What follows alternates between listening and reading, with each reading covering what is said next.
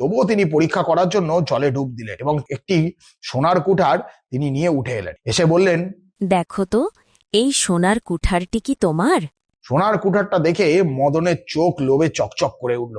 সে এক মুহূর্ত না ভেবে চিৎকার করে উঠল, হ্যাঁ হ্যাঁ, এটাই তো আমার কুঠার, ওটা পড়ে গিয়েই তো আমি কাঁদছিলাম, তাড়াতাড়ি ওটা আমাকে দিন। মদনের মিথ্যাবাদিতা ও নির্লজ্জ লোভ দেখে জলপরি ভীষণ রেগে গেলেন। জলপরি গম্ভীর স্বরে বললেন, তুমি মিথ্যাবাদী এবং ধূর্ত। তুমি আমাকে ঠকানোর চেষ্টা করেছ। সোনার কুঠার তো তুমি পাবেই না, এমনকি তোমার নিজের যে লোহার কুঠারটি জলে ফেলেছ সেটাও আর ফেরত পাবে না। এই বলে জলপরি জলের গভীরে মিলিয়ে গেলেন। মদন নদীর পাড়ে বসে কাঁদতে লাগলো খুব জোরে। সে না পেল সোনার কুঠার আর না পেল তার নিজের কুঠার। অতিরিক্ত লোভ করতে গিয়ে তার যা ছিল সেটাও হারালো। বলতো কেমন লাগলো গল্পটা? খুব সুন্দর দাদু, খুব সুন্দর, খুব সুন্দর, খুব সুন্দর।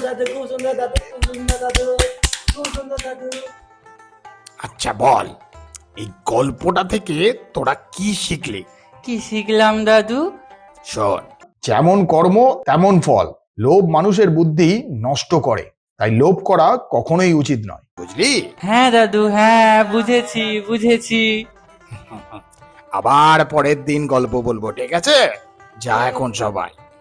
ঠিক আছে দাদু, টাটা।